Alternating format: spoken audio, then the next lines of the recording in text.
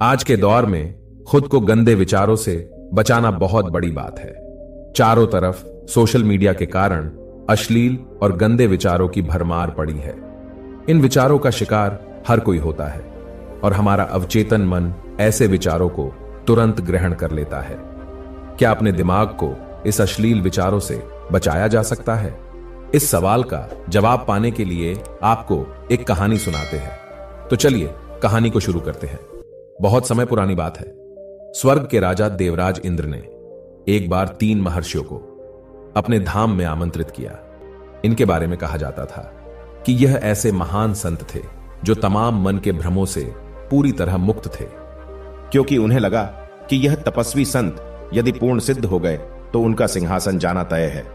अब इंद्र देवता तो इंद्र देवता ठहरे। फिर उन्होंने स्वर्ग की सबसे खूबसूरत अप्सरा उर्वशी के साथ मिलकर ऋषियों को माया के वशीभूत करने की योजना बनाई। इन महर्षियों को स्वर्ग बुलाया गया। ऋषि स्वर्ग पहुंचे। फिर देवराज इंद्र ने उनकी खूब आवभगत की, उन्हें आदरपूर्वक बैठाया।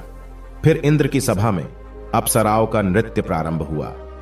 अप्सराओं का यह नृत्य इतना मनमोहक था कि देवराज इंद्र भी मोहित हो रहे थे, क्योंकि अप्सराएं आज कुछ अलग ही रंग में थी। अप्सराओं ने सुंदरता की सारी सीमाएं लांघ दी थी। समय निकलता गया और बाकी अप्सराएं नृत्य के मंच से अलग होती गई।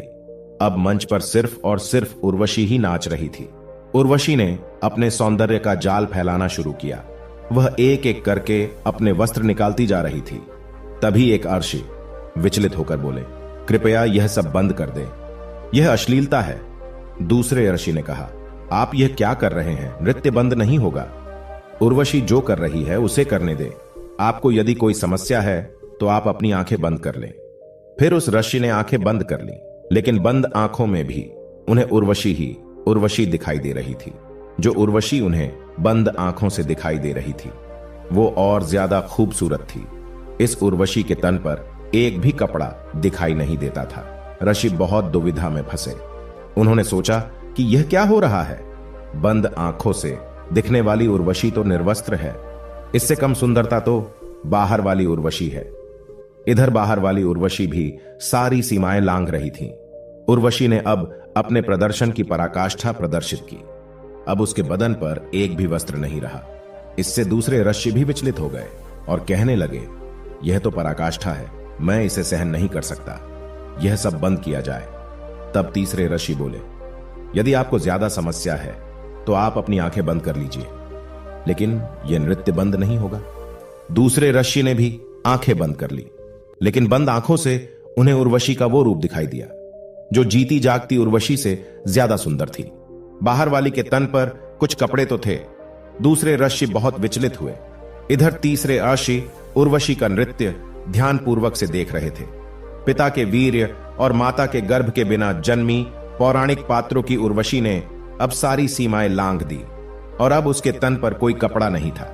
तीसरे ऋषि तब भी विचलित नहीं थे और वह बहुत ध्यान से नृत्य को देख रहे थे। अब उर्वशी अचंभित थी कि आखिर इस अवस्था में मुझे नाचते हुए देखने के बावजूद भी तीसरे ऋषि विचलित क्यों नहीं है? ऋषि बड़े ध्यान से देख रहे थे।